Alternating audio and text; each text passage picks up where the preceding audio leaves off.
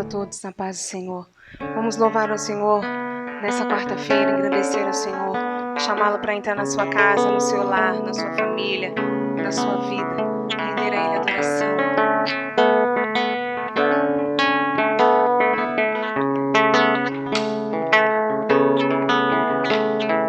Entra, tudo aqui é teu, a casa está pronta, estamos esperando pra te encontrar.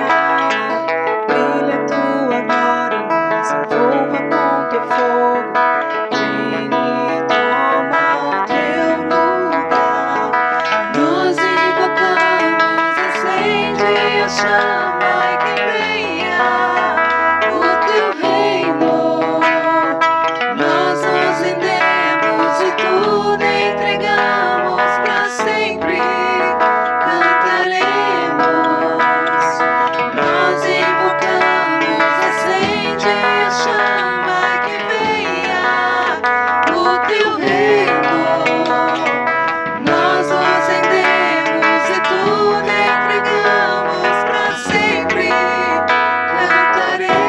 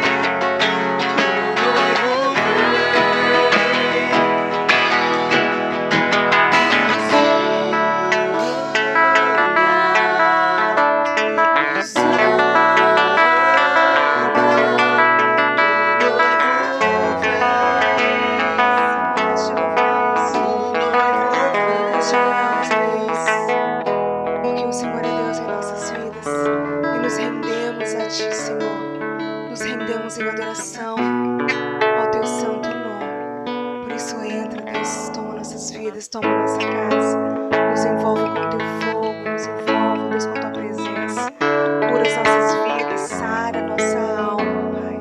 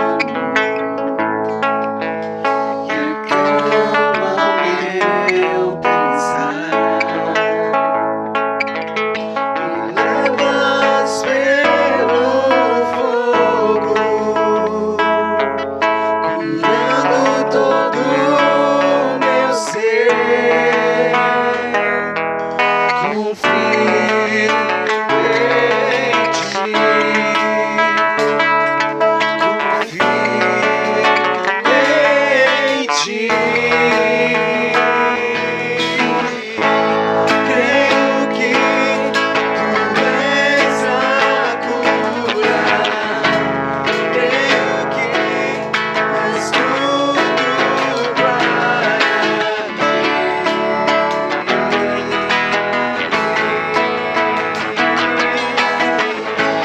Creio que tu és a vida.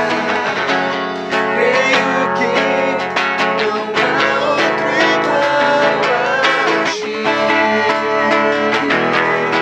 Jesus, eu preciso de ti.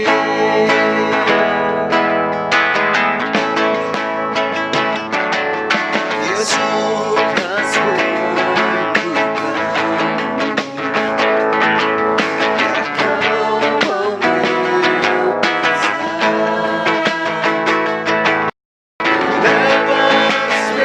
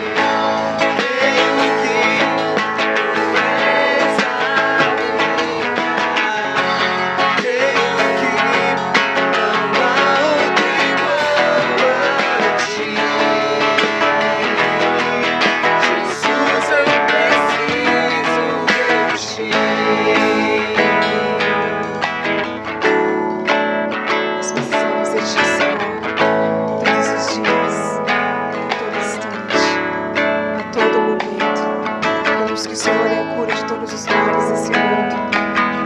Senhor é a cura de tudo que há, ó Deus, em nossa vida. Creio, ó Deus, que Tu és o único que pode trazer, ó Deus, querida, esta cura ao nosso coração, à nossa mente, ao nosso corpo físico. Então nos cura por completo, nos cura por inteiro, nos cura, Senhor, para estarmos diante de Ti, jorrando, Deus, vida por onde quer que passamos, por onde quer, ó Deus, que andemos. Que esse seja a essência da nossa vida, a Tua presença em nós, Deus, a Tua presença em nós. Creio que Tu és a cura, creio que és tudo para mim.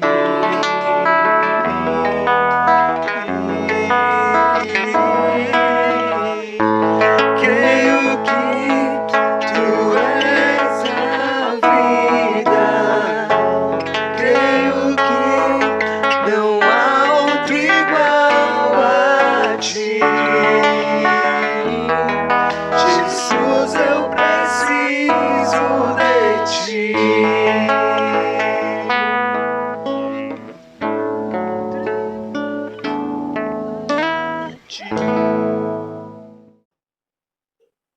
Graça e paz é sempre motivo de muita alegria glorificarmos, bendizermos e exaltarmos o nome do nosso Deus, que é santo, santo, santo.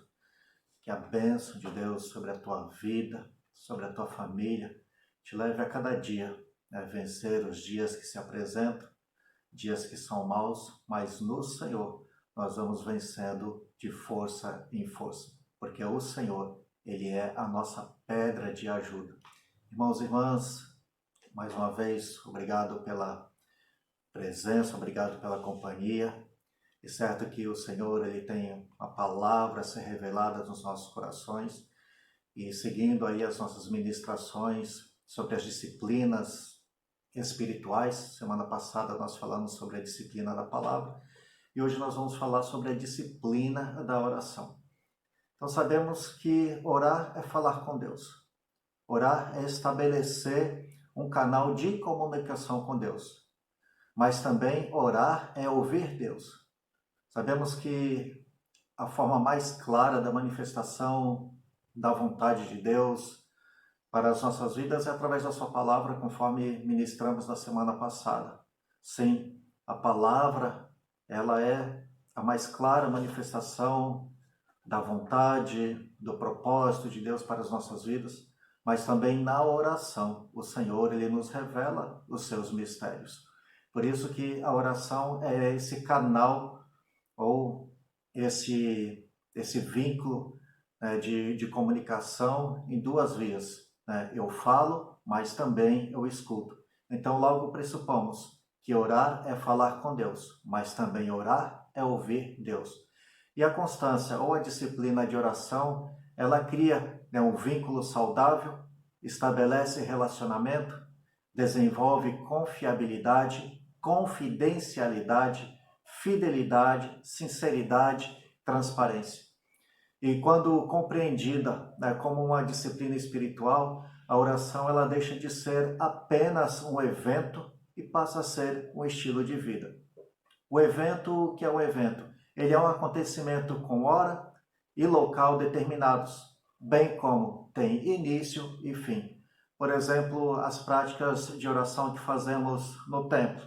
Então, durante ali o período de comunhão com os nossos irmãos, nós temos um tempo de oração, temos um tempo de adoração, um tempo de ministração da palavra, mas acontece que a nossa vida ela não deve ser pautada por eventos, né? Mas que deve ser uma disciplina. Se estamos falando de disciplina, então ela tem uma relação muito estreita com o nosso viver diário. Então, por isso que a oração ela deve ser um estilo de vida.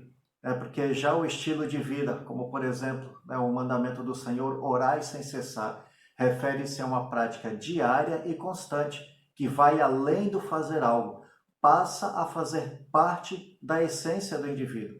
Então assim, a disciplina, ela nos identifica, como por exemplo, o cantor, o professor, o atleta, o aluno. Então seria como fazermos uma comparação entre uma pessoa que faz exercícios e um atleta. Por exemplo, quem faz exercício ou atividade física, o médico, o cantor, o ator, o professor, o estudante, fazem atividades físicas para melhorar a sua condição física, melhorar a saúde ou emagrecer, mas só que a prática de exercício não os identifica como atletas. Mas já o atleta que tem uma disciplina de treinos e comportamentos que ultrapassam a esfera do tempo de treino, no caso o evento, mesmo fora ele tem que manter os hábitos para que possa preservar todo o seu condicionamento. Ou seja, então o atleta, mesmo que ele vá no restaurante, ele tem que tomar cuidado naquilo que ele ingere. Então não pode ser muita gordura, muito carboidrato, refrigerantes, açúcares. Então ele tem toda uma disciplina de conduta que vai além da esfera do campo do treino. Por exemplo, o cantor, aquele que é o cantor profissional, ele tem lá a sua disciplina de ensaios, para que ele possa desempenhar bem a sua atividade no palco, mas acontece que a sua relação com o canto, ele não está ligado apenas ao palco, mas ao seu viver diário. Se ele abusa em bebidas geladas, isso consequentemente vai afetar a sua voz, que é o seu instrumento de trabalho, e isso também vai afetar o seu desempenho. Então, nós somos identificados pela disciplina que nós fazemos. Então, fazer exercício, ela é uma atividade extra, mas a disciplina, ela faz parte da nossa rotina diária, não somente dentro dos campos, né, como profissionais, por exemplo, mas no nosso viver. Assim também deve ser em nós a oração. Ela não deve ser apenas uma prática isolada em determinados momentos, né, como no culto, na oração antes das refeições, na oração antes de dormir, mas a oração, ela é esse canal que nós devemos sempre manter aberto de comunicação com o Senhor, em que nós falamos e o Senhor também, ele fala conosco. Então, meus irmãos e irmãs, a oração como disciplina, ela revela os caráteres. Quando falamos em orar, nós estamos falando de um processo que vai além, né, da fórmula e da forma, orar de joelho, orar em pé, orar com o olho fechado, orar com o olho aberto, mas a oração, em sua síntese, ela é um momento de revelação de caráteres. Então, se sou cristão, quando o estudo e a meditação da palavra, quanto à oração, devem ser parte integrante da minha essência, pois elas me identificam. Eu vi uma expressão que dizia o seguinte, que o caráter é a soma dos pensamentos, das decisões e atitudes aplicados à vida. Assim também acredito que o caráter cristão, ele é identificado pelo que pensamos, pelo que decidimos e como nós andamos. O Salmo de número 1, dos versos de 1 a 6, ele exemplifica bem isso. Bem-aventurado o homem que não anda segundo o conselho dos ímpios, nem se detém no caminho dos pecadores, nem se assenta na roda dos escarnecedores. Antes, o seu prazer está na lei do Senhor, e na sua lei medita dia e noite, pois será como árvore plantada junto a ribeiros de águas, a qual dá o seu fruto no tempo certo. As suas folhas não cairão, e tudo quanto fizer prosperará. Não são assim os ímpios, mas são como a moinha que o vento espalha. Por isso os ímpios não subsistirão no juízo, nem os pecadores na congregação dos justos, porque o Senhor conhece o caminho dos justos, porém o caminho dos ímpios perecerá. Então aqui ele está falando da disciplina da palavra, e nós aplicamos também isso à disciplina da oração. Ela deve ser um estilo de vida, porque ela vai evidenciar diante de Deus o nosso caráter e também o caráter do Senhor diante de nós. Mas a proposta dessa ministração não é falarmos a respeito do conceito de oração ou dos tipos de oração, como a oração de adoração, a oração de louvor, a oração de confissão, a oração intercessória. Eu penso que o ponto principal da oração ela esteja na sua eficácia, independente do motivo, mas a oração, o que deve ser evidenciada nela é justamente o propósito da oração, não a forma, mas o propósito dela. Então, aí nós partimos para uma diferenciação entre eficiência e eficácia, já que estamos falando da oração, ela deve ser eficaz. Eficiência é fazermos certo as coisas, como, por exemplo, o Ministério de Louvor, já estamos falando de música. Então, a música, ela deve ser bem ensaiada, buscamos harmonizar bem as vozes, os instrumentos, visando o quê? Um melhor resultado. Então, a eficiência, ela visa o resultado. Mas só que o propósito maior, claro, que nós temos que fazer com excelência, entendendo que Deus merece o nosso melhor, mas no louvor o que importa não é a eficiência, não importa a habilidade em si dos músicos, mas o que os músicos querem no desenvolvimento dessa habilidade, que é justamente a eficácia. É fazer as coisas certas, visando o propósito. E qual é o propósito do louvor? É agradar ao Senhor. Então percebemos que na oração também há um propósito. A oração como um um caminho, né, um meio de nos comunicar com Deus, não é jogar a conversa fora, mas sim ela ser uma conversa que tenha um propósito, né, que tenha relevância para as nossas vidas. Por isso a oração ela deve ser específica. Tanto nós como Deus, nós não temos tempo a perder. Nós sabemos que a oração ela não deve ser enrolação, a oração ela não deve ser conversa fora, a oração ela não deve ser sem objetivo. Seria mais ou menos quando a gente se coloca diante de Deus em oração e ficamos assim, Senhor, Tu sabes, eu não sei, e a gente muitas vezes, né, se achega diante de Deus sem saber o que nós queremos ou esperamos de Deus. Por isso a oração ela deve ser específica. Exemplo disso é o texto que está lá em Lucas capítulo 18, né, do cego na entrada de Jericó. Quando Jesus entra com a multidão, esse cego, ele ouve que é Jesus, ele começa a gritar, filho de Davi, tem misericórdia de mim. Até que Jesus ouve o clamor desse homem e pede para que esse homem chegue até ele. Aí Jesus pergunta para o cego, né, o que queres que eu te faça? Parece óbvio, né? O Senhor, Ele olha para nós, vê a nossa necessidade e Ele vem e age em favor das nossas necessidades. Mas acontece que o Senhor ele não procede dessa maneira. Jesus pergunta para aquele homem, o que queres que eu te faça? Aí sim, o homem diz a ele, que eu veja. Meu irmão e minha irmã, quem não sabe do que sofre, não sabe do que precisa ser curado. Assim, não se pode dar o diagnóstico e nem tampouco o tratamento. Quando nós nos chegarmos diante de Deus em oração, nós precisamos apontar para Deus aquilo que nós queremos.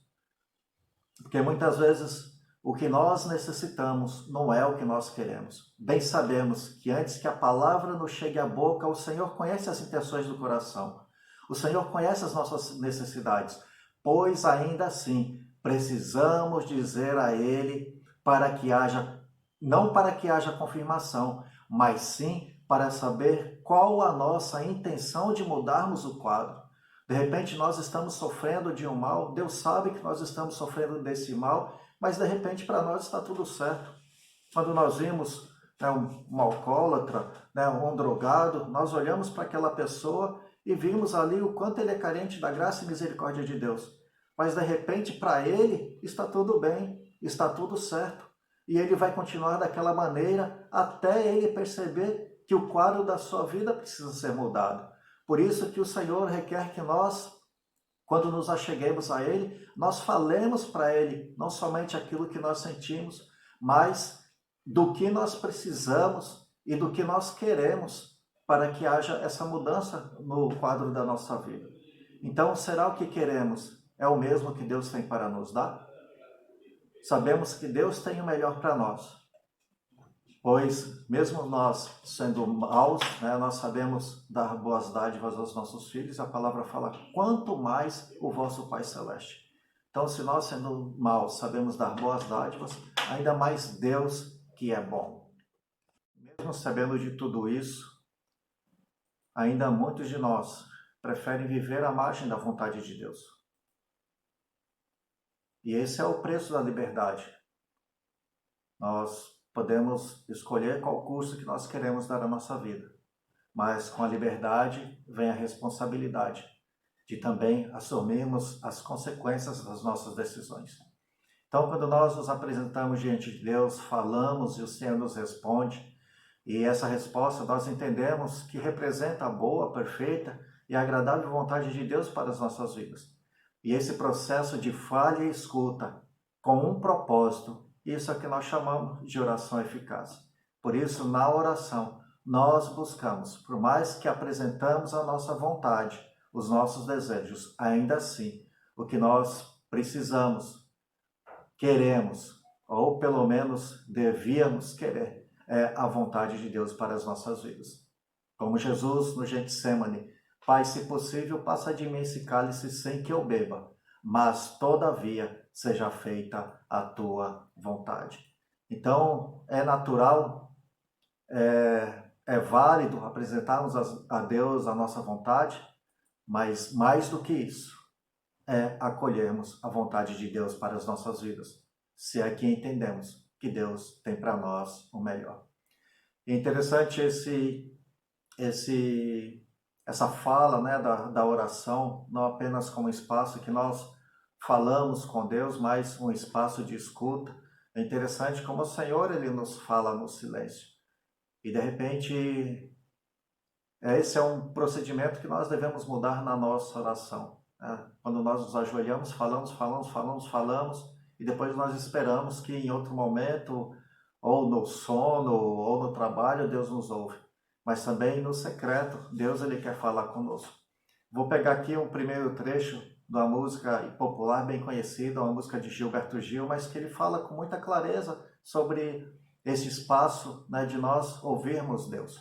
Diz assim: se eu quiser falar com Deus, tenho que ficar a sós, tenho que apagar a luz, tenho que calar a voz, tenho que encontrar a paz, tenho que folgar os nós dos sapatos, da gravata, dos desejos, dos receios, tenho que esquecer a data, tenho que perder a conta, tenho que ter mãos vazias, ter a alma e o corpo nus. Ouvir alinha-nos com os sopros divinos da obra espiritual. Sem isso, porém, nossa oração é vã repetição, como em Mateus capítulo 6, versículo 7. Ouvir ao Senhor é a primeira, a segunda e a terceira coisa necessária para a oração eficaz. Soren Kierkegaard, um filósofo cristão, escreveu a respeito da oração da seguinte maneira: alguém orava pensando, a princípio, que a oração era falar, mas foi se calando mais e mais, até que, afinal, percebeu que a oração é ouvir. Na quietude, aprendemos não somente quem é Deus, mas como o seu poder opera. Ainda apontamos outros elementos importantes para uma disciplina de oração eficaz. Tiago 5, do 14 ao 16, diz assim: se há algum de nós doente, chame os presbíteros da igreja, a fim de que esses orem sobre a pessoa enferma, ungindo com óleo em nome do Senhor. E a oração feita com fé curará o doente, e o Senhor levantará. Se houver cometido pecado, será perdoado. Confessai as vossas culpas uns aos outros, e orai uns pelos outros, para que sareis. A oração feita por um justo tem muito em seus efeitos. Então, o primeiro aspecto que ele aborda aqui é a oração da fé. Portanto, nos acheguemo-nos com toda a confiança ao trono da graça, para que recebamos misericórdia e encontremos o poder que nos socorre no momento da necessidade. Hebreus 4,16. Então, nós não estamos falando de formas nem fórmulas, mas como nós nos achegamos diante de Deus. Então, se nós queremos que a nossa oração ela seja ouvida diante do Senhor e que o Senhor responda. O Senhor, ele não ouve necessidade. O Senhor, ele ouve fé. Um outro aspecto importante na oração é a oração feita em nome de Jesus. Se pedirdes ao Pai alguma coisa em meu nome, ele vos dará. João 16, a parte B do verso 23. Porque há um só Deus e um só mediador entre Deus e o ser humano, Jesus Cristo, o homem. Que é 1 Timóteo 2, versículo 5. Nós sabemos que Jesus Cristo, ele é o nosso intercessor. Jesus Cristo, ele é o nosso mediador, porque os nossos pecados, eles nos faz separação entre nós e Deus. E quando nós reconhecemos a nossa condição de pecadores, que somos carentes e necessitados da graça do Senhor, Jesus Cristo, ele intercede a nosso respeito, porque somente através dele nós temos acesso ao trono da graça. E o outro aspecto que ele aborda aqui, ainda em Tiago, é a oração do justo. Portanto, havendo sido justificados pela fé, temos paz com Deus, por intermédio do nosso Senhor Jesus Cristo, por intermédio de quem obtivemos pleno acesso pela fé a esta graça no qual agora estamos firmados e nos gloriamos na confiança plena da glória de Deus. Romanos 5, versos 1 e 2. E quando ele fala aqui a oração do justo, não é a oração do bonzinho, a oração do que não peca, a oração do que não faz nada errado. Quando ele fala a oração do justo, é aquele que é justificado em Cristo Jesus. Quem é o justo? É aquele que reconhece a sua condição de pecador, a sua condição de carente, necessitado da graça do Senhor, e compreende que nós somos justificados em Jesus Cristo, que se fez pecado em nosso lugar, para que assim possamos nos achegar na graça, no trono da graça do Senhor. Então, irmãos e irmãs, nós podemos perceber que a oração, ela não é um evento isolado na nossa rotina diária, mas sim, ele deve fazer parte da nossa essência. Por isso que ela é uma disciplina importantíssima na nossa relação com Deus. Então, a meditação, estudo e meditação da palavra e a disciplina de oração, eles compõem esse vínculo estreito, extremamente estreito de intimidade com o Senhor, em que o Senhor revela a nós a sua vontade, revela a nós os seus planos, os seus desígnios, e nós também revelamos a Deus aquilo que está no nosso coração. E qual a nossa intenção diante dele, se acolhermos a sua vontade para as nossas vidas, ou se de repente é caminharmos segundo o curso das nossas vidas, segundo as decisões que tomamos e acharmos que podemos caminhar independente de Deus. Mas a oração, ela é esse vínculo que aponta que nós queremos sim ser guiados pelo Senhor. Não que esse assunto ele tenha se esgotado neste tempo em que nós estamos aqui ministrando, temos muitos mais versículos, muito mais coisas para falar a respeito da oração, mas que essa palavra de hoje ela venha te inquietar, te provocar a fazer uma avaliação, uma ressignificação da sua disciplina de oração, como você se achega diante de Deus, como você se apresenta e como você acolhe a vontade de Deus para a sua vida.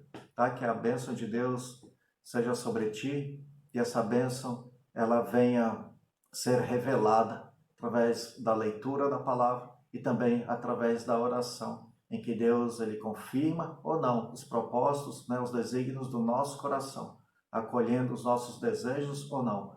Mas o mais importante de Deus acolher ou não os nossos desejos é nós estarmos sensíveis à voz do Senhor, para assim nós acolhermos aquilo que o Senhor ele tem preparado para cada um de nós. Vamos orar. Querido Deus, obrigado pela rica oportunidade que temos de nos achegar diante de Ti, sem fórmulas nem formas, apenas, Senhor Deus, com os nossos corações, as nossas mentes abertos, sensíveis ao Teu falar. Para isso, Senhor, que possamos a cada dia não somente compreender, mas também, Senhor Deus, temos a oração como estilo de vida. Porque quanto mais próximos de Ti, Senhor, mais íntimos de Ti, mais, Pai, nós conhecemos os Teus planos, dos Teus desígnios para as nossas vidas. E assim, Pai, nós crescemos na estatura, no conhecimento, mas principalmente, Senhor Deus, na proximidade do Teu coração. Porque aos íntimos, aos seus, o Senhor revela segredos, porque o Senhor conhece os que são seus. E a oração, Pai, ela é essa porta de entrada para o seu coração, em que nós estabelecemos diante de Ti um vínculo íntimo de comunicação. Te agradeço, Senhor, porque nós temos, Pai, a oportunidade de a toda hora e em qualquer lugar podemos, Deus, nos ligar a Ti, por intermédio da graça que alcançamos por Teu Filho Jesus Cristo, que padeceu morte de cruz para a remissão dos nossos pecados e rasgou o véu, nos permitindo acesso direto ao Pai. Por isso que em nome dele nós oramos, em nome dele nós agradecemos por essa rica oportunidade. Que a graça do Senhor Jesus Cristo, o amor de Deus o Pai e as doces consolações do Espírito Santo sejam sobre ti, sobre a tua casa e sobre todo o povo de Deus espalhado na face da terra hoje e para sempre. Deus os abençoe.